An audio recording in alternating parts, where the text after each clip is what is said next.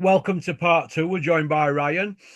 Ryan, I spoke to a matchmaker this morning and he said that Gareth A. Davis, the GAD, the seedy GAD, is running around telling the chosen few that Anthony Joshua against Tyson Fury is a done deal. Terms are agreed.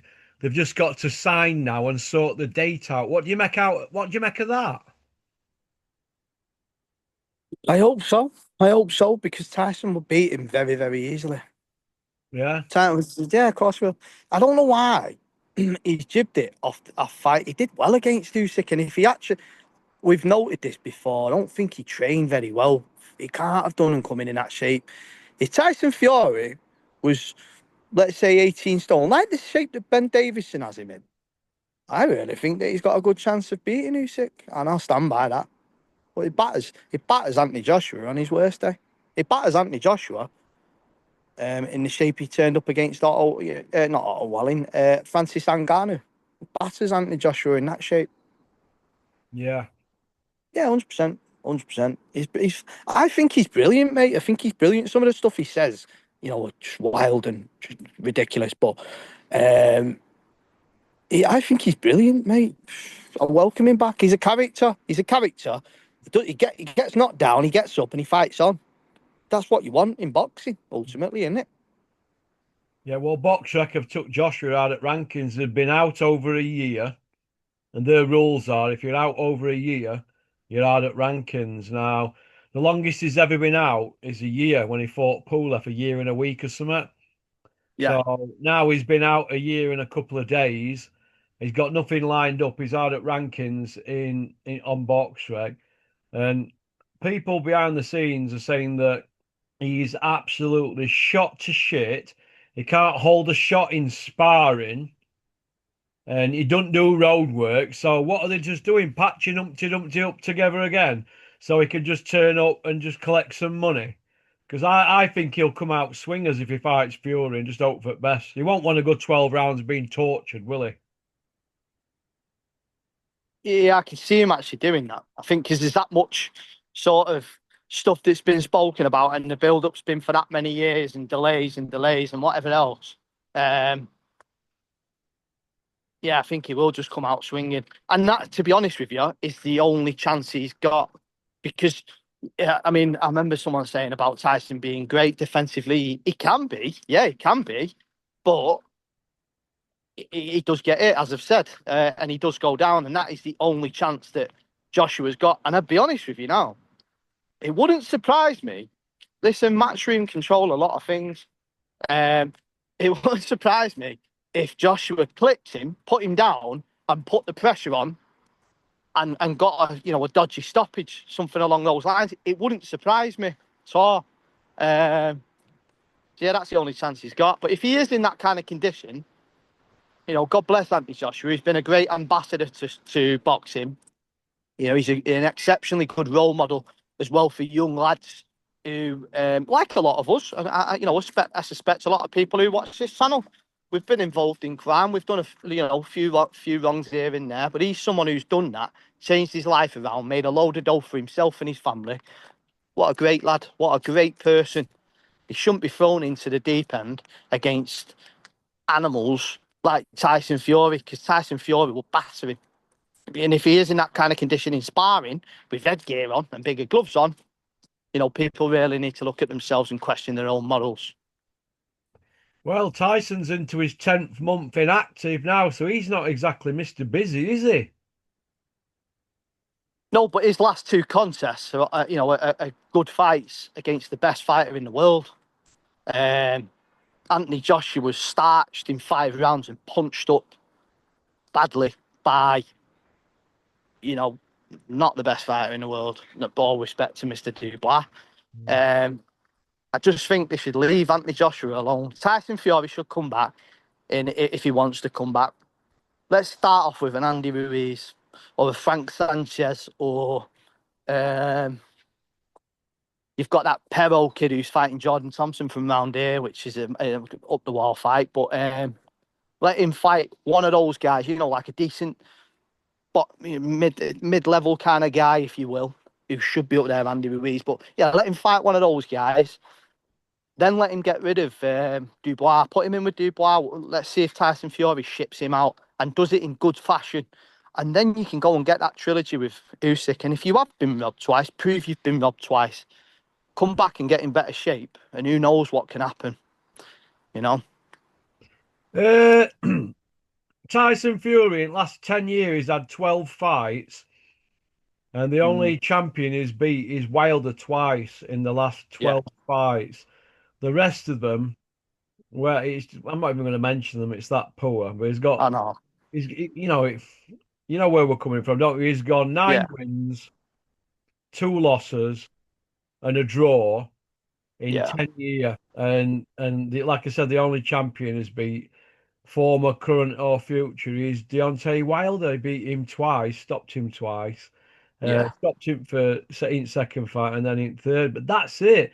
I don't Mm. see people like Chisora, White, Ungano, and Oh, Wallins, Swartz, Pianetta, Serapha Sarifi on his record. Usyk done him twice. So he's been stringing fans along. You could really say that till they get the Joshua fight, aren't they? Really, and now they're nearly there for the promised land. Joshua's going to be fetched to ring, taped together in a worse state than David A versus Bellew, isn't he?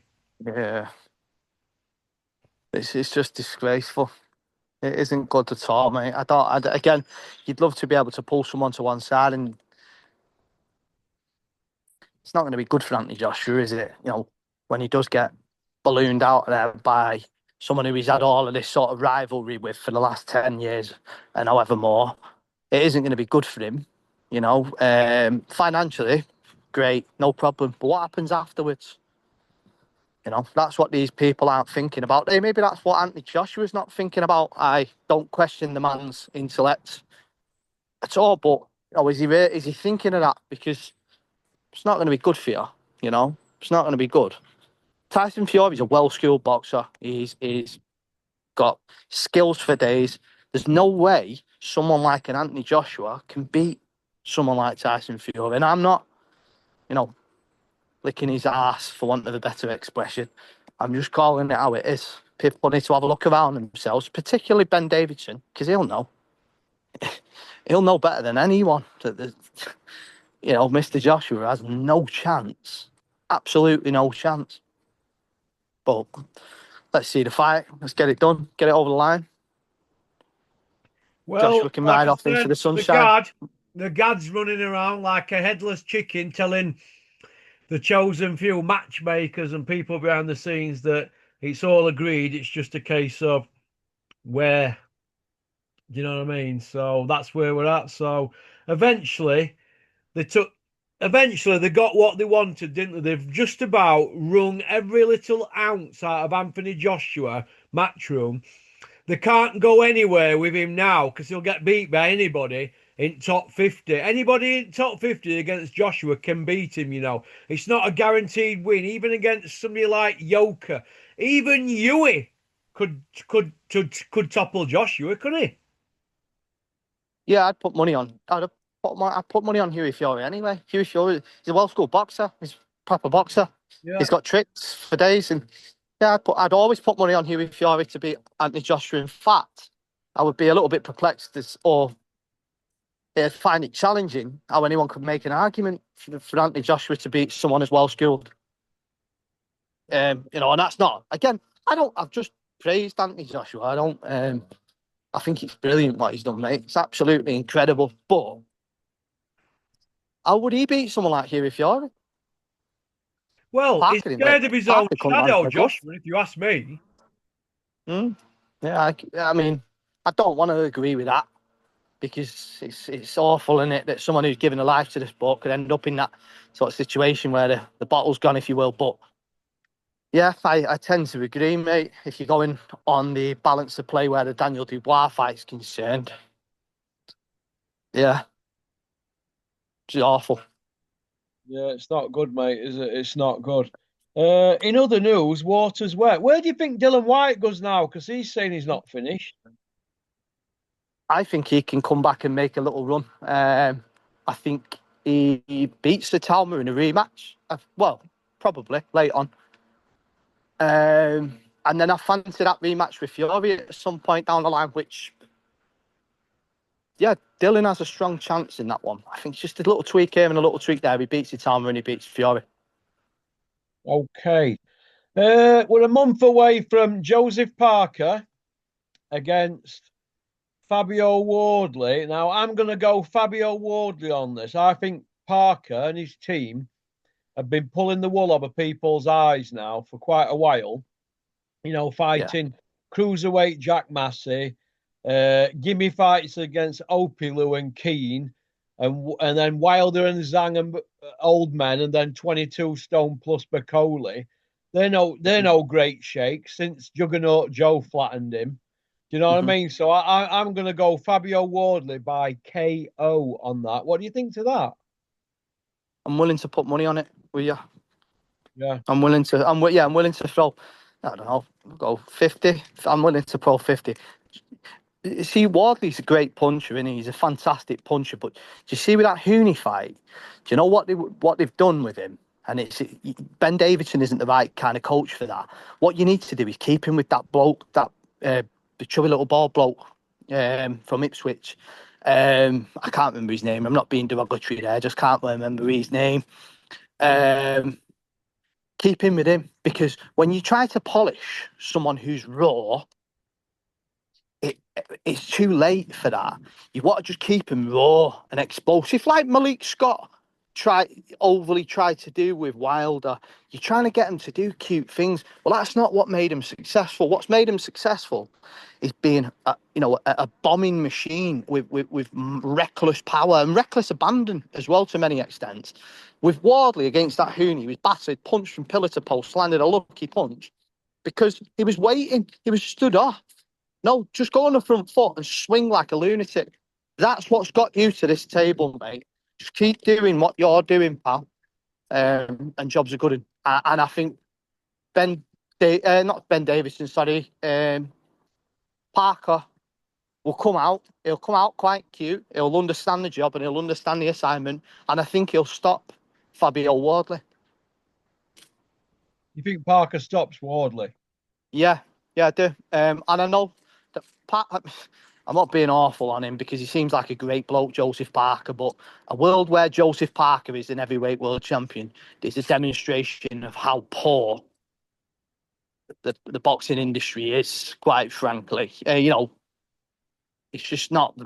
He's good, yeah, but I don't know. We used to have a guy called Lennox Lewis who was the heavyweight world champion. I don't know whether people remember him.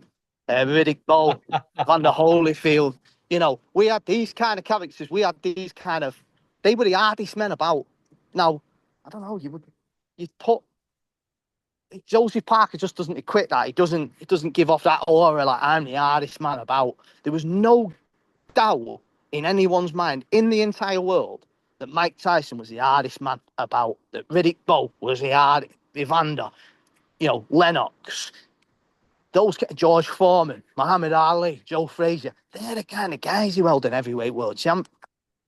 Josie Parker just doesn't fall into that remit. And again, I think he seems like a great guy. In fact, everyone at Andy Lee's stable seem like, good lads, and he's a great coach as well. But do you know where I'm coming from? Do you know where? It's just like, I don't know.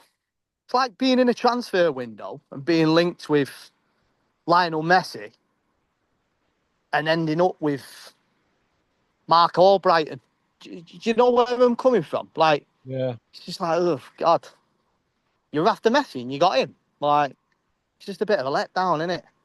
That's the best? Yeah, that's the best at the moment. Oh, right, all right. It's just not good. Who's going to be interested in a Joseph Parker? No one's really that interested in him, are they? No, they're He's just a not, are nice they? guy from New Zealand who doesn't hit very hard. He's fairly quick. He's relatively athletic, but there's nothing that stands out. He hasn't got a great jab. And there's nothing like that. It's just boring, but I think he beats Fabio Wardley. Yeah. What's going to be happening with Elmer Fudd now? Because there's nothing lined up for him. Obviously, he's getting used to he's being trained by Slow Tony now, isn't he? But what's going to happen to Elmer now? What do you think? Because he's got he's out in pipeline at the moment. Well, it's going to be an interesting rebuild, isn't it? And I'll be open. When I was obviously, let's say again, God bless, God rest him. When I was having a look at Ricky's record the other day, Ricky Hatton was a great amateur. He was a very good amateur.